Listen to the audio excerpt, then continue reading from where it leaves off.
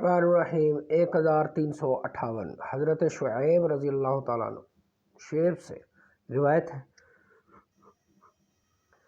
इमाम इब्न शहाब ज़हरी बयान करते हैं कि हर फौत होने वाले बच्चे की नमाज जनाजा पढ़ी जाएगी, अगरचे वो ज़िना की पैदावार ही क्यों ना हो, क्योंकि इसकी पैदाइश फितरत इस्लाम पर हुई है, बशर्ते इसके वालिदैन दोनों या सिर्फ बाप मुसलमान हो, इसकी मुसलमान ख्वा गैर मुस्लिम हो, और ये भी शर्त है कि वो बच्चा पैदाइश के वक्त चीख मार कर रोया हो।